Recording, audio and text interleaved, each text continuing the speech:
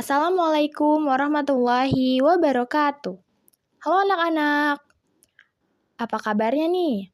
Pada video kali ini, kita akan membahas tentang materi PPKN Unit 1 yang berjudul Peta Pemikiran Pendiri Bangsa tentang Pancasila. Yang akan kita bahas pada materi ini yaitu tentang peta pemikiran para pendiri bangsa tentang Pancasila, yaitu tokoh yang berpendapat atau mengusulkan rumusan dasar negara. Yang kedua, ada dinamika perumusan Pancasila yang berisi pertemuan 5 tokoh membahas dasar negara dan 2 pandangan tentang hubungan agama dan negara. Di sini ada yang tahu gak sih siapa saja para tokoh pendiri bangsa yang mengusulkan ide tentang Pancasila? Saya tahu. Jadi ada 4 tokoh yang mengusulkan ide tentang Pancasila. Yang pertama ada Insinyur Soekarno, yang kedua ada Muhammad Yamin, yang ketiga ada Supomo, dan yang keempat ada Muhammad Hatta. Nah, benar sekali anak-anak. Oke, yang pertama kita akan membahas usulan ide dari Soekarno untuk Pancasila. Jadi, Soekarno memberi nama idenya sebagai Pancasila atau 5 dasar. Berikut merupakan 5 usulan Soekarno. Yang pertama ada kebangsaan Indonesia. Soekarno menjelaskan bahwa bangsa Indonesia bukanlah sekedar satu golongan orang. Bangsa Indonesia yaitu kebangsaan yang bulat ketika semua elemen bersatu dalam negeri Indonesia, saling bersatu dan menjadi dasar yang satu. Yang kedua, ada internasionalisme atau perikemanusiaan. Internasionalisme harus berakar pada nasionalisme, sehingga terbentuk beberapa komunitas dengan moralitas yang berbeda-beda dari setiap negara. Namun, perbedaan itu jangan sampai membuat kita berpecah. Yang ketiga, ada mufakat atau demokrasi. Negara Indonesia adalah milik semua warga bangsa Indonesia. Segala hal atau masalah yang terjadi harus dimusyawarahkan secara demokratis agar muncul kesepakatan untuk menyelesaikan masalah itu. Yang keempat, ada kesejahteraan sosial. Kesejahteraan sosial di sini berarti tidak akan ada kemiskinan di dalam Indonesia merdeka. Soekarno ingin demokrasi yang dianut juga berkaitan dengan kesejahteraan sosial dan ekonomi, yakni politik ekonomi demokrasi yang mampu mendatangkan kesejahteraan sosial. Usulan yang terakhir yaitu ketuhanan. Setiap rakyat Indonesia hendaknya bertuhan secara kebudayaan, yaitu ketuhanan yang toleransi dan menghormati agama lain. Gagasan ini diambil dari kebiasaan masyarakat Indonesia yang dahulu. Kita masuk ke tokoh kedua yang mengusulkan ide tentang Pancasila, yaitu Muhammad Yamin. Muhammad Yamin menyuguhkan 5 usulan tentang dasar negara Indonesia merdeka. Yang pertama ada perikebangsaan. Ada 3 hal yang harus dilakukan terkait dengan kebangsaan Indonesia yang berkeinginan untuk merdeka. Pertama, mengenai pekerjaan anggota untuk mengumpulkan segala bahan-bahan untuk pembentukan negara. Yang kedua, mengenai Undang-Undang Dasar Negara. Yang ketiga, usaha yang harus dilakukan untuk menjadikan Indonesia merdeka sesuai dengan keinginan rakyat. Yang kedua ada perikemanusiaan. Yamin menjelaskan bahwa perjuangan kemerdekaan Indonesia tidak hanya melawan penjajah, tetapi juga membangun masyarakat baru yang berdaulat. Kemerdekaan Indonesia didasarkan pada perikemanusiaan, yang mencakup humanisme dan internasionalisme. Prinsip ini menjadi dasar hukum internasional dan norma kesusilaan bagi bangsa yang merdeka. Yang ketiga ada periketuhanan. Bahwa bangsa Indonesia merdeka adalah bangsa yang berkeadaban luhur, dan peradabannya memiliki ketuhanan yang Maha Esa. Jadi, dasar ketuhanan ini sudah mencerminkan bangsa Indonesia sejak dahulu. Yang keempat, ada peri kerakyatan. Yamin menjelaskan bahwa peri kerakyatan mencakup 3 poin penting.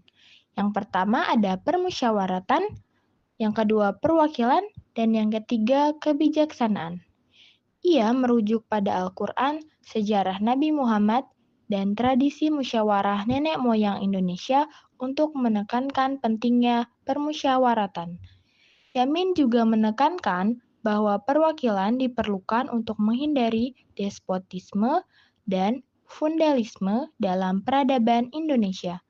Poin terakhir adalah kebijaksanaan, yang Yamin artikan sebagai rasionalisme sehat guna menciptakan kepemimpinan yang bijak dan bebas dari anarki, liberalisme, dan semangat penjajahan. Yang terakhir ada kesejahteraan rakyat. Konsep kesejahteraan rakyat bisa juga dimaknai sebagai keseluruhan usaha-usaha sosial yang terorganisir dan mempunyai tujuan utama untuk meningkatkan taraf hidup masyarakat. Kita masuk ke tokoh ketiga yang mengusulkan rumusan dasar negara, yaitu Supomo. Pokok pikiran Supomo mengajukan 5 dasar. Yang pertama ada persatuan. Persatuan yang dimaksudkan oleh Supomo adalah persatuan hidup antara pemimpin dan rakyatnya. Karena hal itu, pejabat adalah pemimpin berjiwa rakyat dan memegang teguh persatuan dalam masyarakat. Yang kedua adalah kekeluargaan. Karakteristik sosial bangsa Indonesia adalah kekeluargaan, seperti budaya Timur yang menganggap semua adalah saudara. Oleh karena itu, Indonesia Merdeka juga harus diselenggarakan atas dasar kekeluargaan. Yang ketiga ada keseimbangan lahir dan batin. Dalam pergaulan sosial, memiliki kewajiban untuk mencapai keseimbangan lahir dan batin. Batin mencakup agama, keyakinan, atau kepercayaan, sedangkan lahir berarti hal-hal tampak, ragawi, dan fisikal. Keduanya tidak dapat dipisahkan. Yang keempat, ada musyawarah. Menurut Supomo, pemimpin negara Indonesia hendaknya bermusyawarah dengan rakyatnya agar tercipta pertalian antara pemimpin dan rakyat. Poin yang terakhir yaitu keadilan rakyat. Setiap pemimpin harus bertindak sesuai prinsip keadilan dan cita-cita rakyatnya.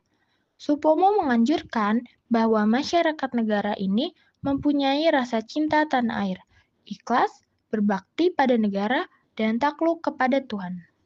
Tokoh yang terakhir yang mengusulkan rumusan dasar negara yaitu Muhammad Hatta. Menurut Muhammad Hatta, Pancasila sebenarnya tersusun atas 2 dasar. Yang pertama berkaitan dengan moral, yaitu ketuhanan yang Maha Esa. Yang kedua berkaitan dengan aspek politik, yaitu kemanusiaan, persatuan Indonesia, demokrasi kerakyatan, dan keadilan sosial. Hatta menolak gagasan negara integralistik atau negara totaliter, sebagaimana yang diusulkan oleh Supomo. Hatta lebih setuju dengan negara kesatuan yang bersendi demokrasi dan dibatasi oleh konstitusi. Oke, kita akan membahas ke materi selanjutnya yaitu dinamika perumusan Pancasila. Sebelumnya, ada yang tahu nggak sih apa itu dinamika perumusan Pancasila? Gak tahu, Bu. Emangnya apaan? Oke, mari kita bahas. Jadi, perumusan Pancasila sebagai dasar negara ini melewati jalan yang panjang. Karena pada saat itu sebagian kalangan berpendapat agar agama dijadikan dasar negara, sedangkan kalangan lainnya berkata sebaliknya. Untuk mengatasi perbedaan pendapat tersebut, maka dicari titik temu dalam Panitia 9. Dalam sidang BPUPK kedua pada 10 Juli 1945, Primbul yang dibacakan Insinyur Soekarno merupakan pembukaan Undang-Undang Dasar 1945. Namun perbedaannya terdapat di sila pertama, yakni ketuhanan dengan kewajiban menjalankan syariat Islam bagi pemeluk-pemeluknya. Hal ini memberatkan beberapa pihak. Akhirnya, dalam sidang PPKI pada 18 Agustus 1945, 7 kata dalam Primbul, yaitu dengan kewajiban menjalankan syariat Islam bagi pemeluk-pemeluknya, dihapuskan demi menjaga keutuhan bangsa. Muhammad Hatta mendiskusikan tentang rencana penghapusan tersebut kepada tokoh Islam. Muhammadiyah dan NU pun setuju dengan penghapusan 7 kata tersebut. Nah, Seperti yang Ibu katakan sebelumnya, bahwa ada dua pandangan tentang hubungan agama dan negara.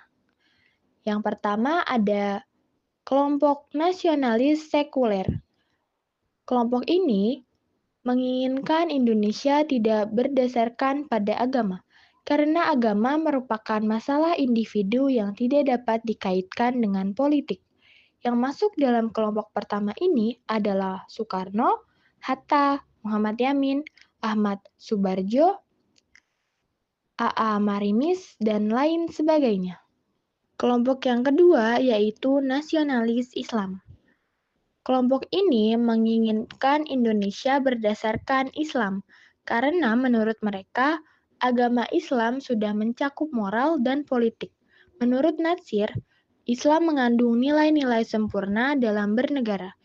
Yang masuk dalam kelompok ini adalah Abdul Kahar Muzakir, Agus Salim, dan Kiai Bagus Hadi Kusumo, Kiai Haji Wahid Hashim, Muhammad Nasir, dan lain sebagainya. Oke, itu dia pembahasan materi PPKN Unit 1 tentang peta pemikiran para pendiri bangsa tentang Pancasila.